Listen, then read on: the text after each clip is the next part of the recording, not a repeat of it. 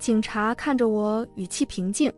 林小姐，你说的这个人，我们查过了，身份证号不存在，工作单位不存在，住址是空的。他停顿了一下，过去3年，你的生活里没有这个人，可我明明和他同居了3年，每天睡在同一张床上，每天醒来第一眼看见的都是他。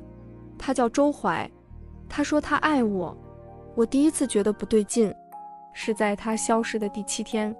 第7天是人开始真正恐慌的时间，前3天是担心，第4天是生气，第5天开始找借口，第6天骗自己他只是忙，第7天你开始意识到，他可能真的不见了。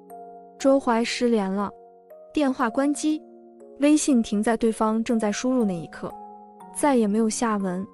公司说他3个月前就离职了，可我明明每天早上看他穿西装出门，我帮他系过领带，帮他挑过领带颜色，他还抱着我说别太想我，那种温度不可能是假的。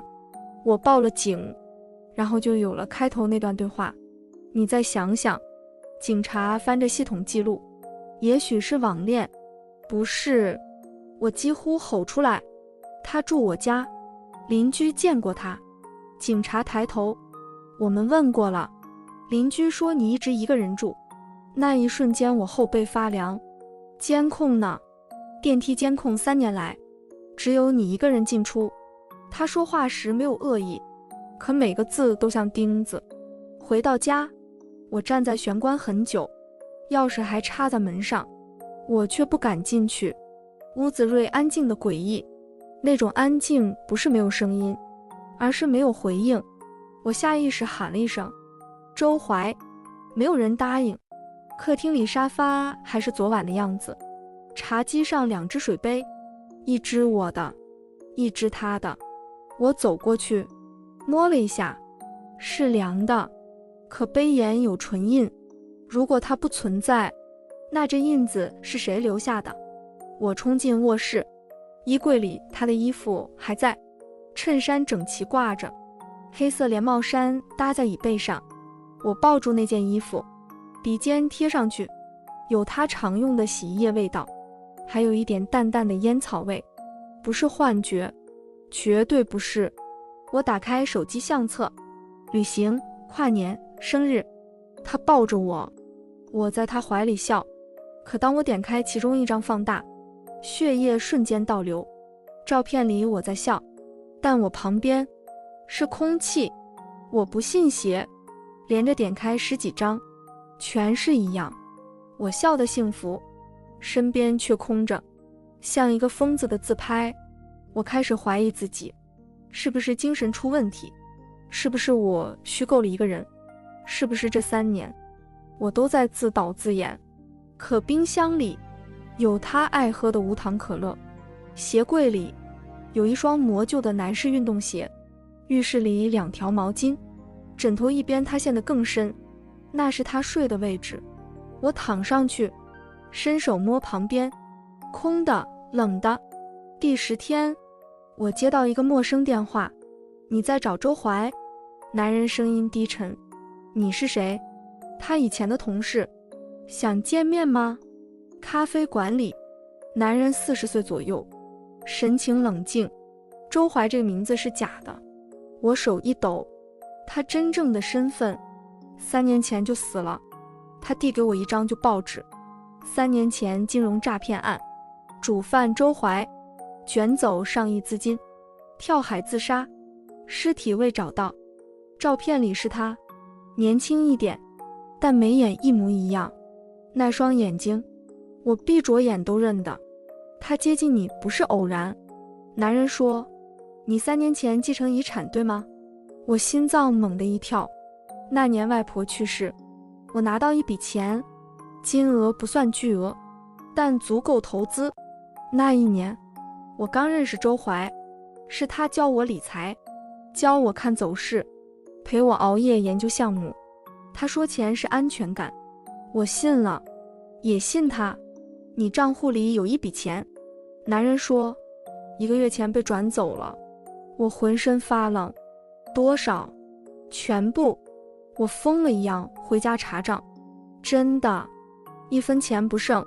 转账记录显示，操作人是我，指纹验证，密码正确，时间是上个月15号，我生日那天，他带我去海边，点蜡烛，拥抱我。他说以后我们去一个没人认识的地方生活。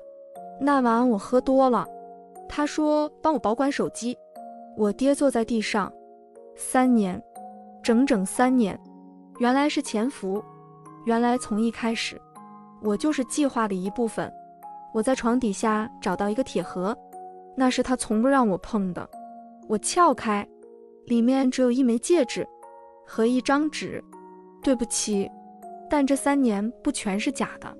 我盯着那句话，反复看，不全是假的，那哪一部分是真的？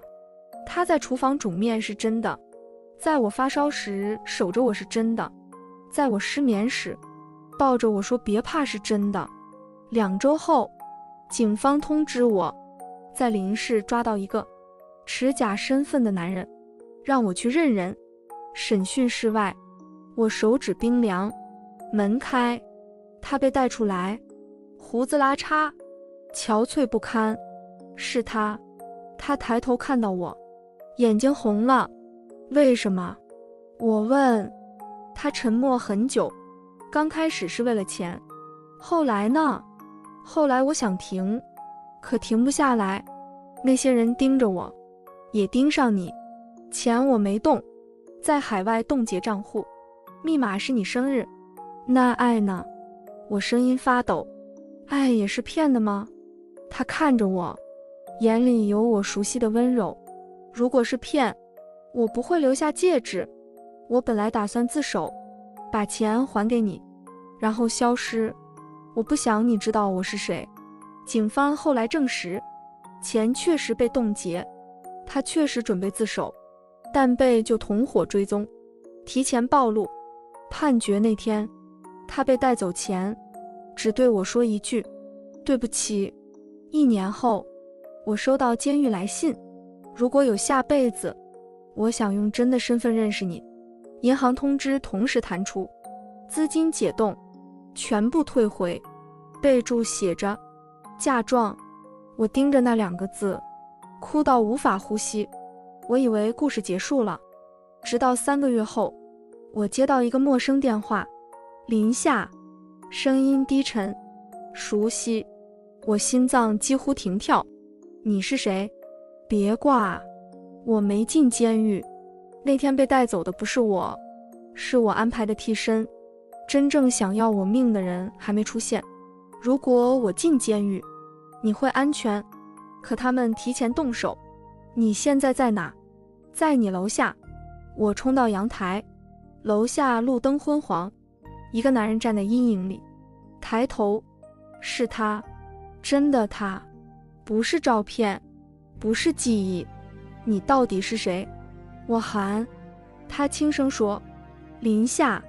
这次我用真的名字，我叫周怀，身份证是假的，案子是真的，爱也是真的。